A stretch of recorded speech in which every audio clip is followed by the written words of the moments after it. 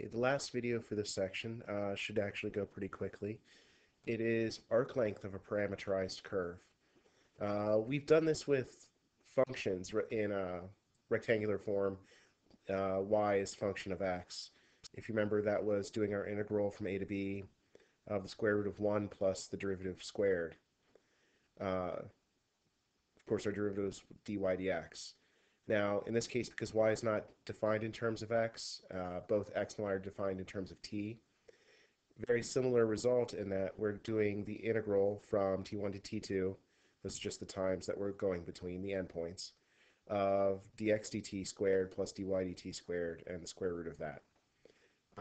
Very similar between the two equations for finding arc length, between rectangular form and parametric form. If we actually took our parametric form and divided the inside by dx dt squared, we actually get the arc length of the curve in rectangular format. But an example of how it gets done. Here we have an example of x is cosine cubed of t, y is sine cubed of t, and t is going from 0 to 2 pi.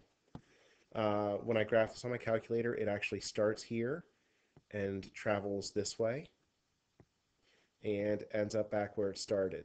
So each quadrant is actually following. So this first curve, 0 to pi over 2, pi over 2 to pi, pi to 3 pi over 2, 3 pi over 2, back to 2 pi. And if you notice, it is symmetric completely, both horizontally and vertically. And so to just kind of make things easier on me, I'm just going to find 1/4 of it and then multiply my integral by 4. So this is going to be 4 times the length from 0 to pi over 2 of a square root.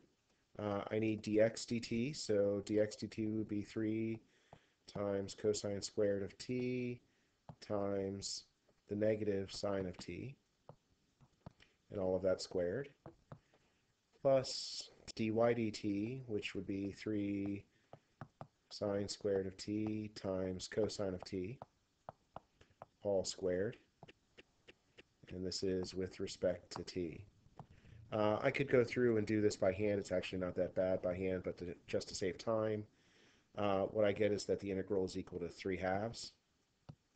And then that's just for 1/4 of my arc, so times 4, and I get my entire arc length is 6.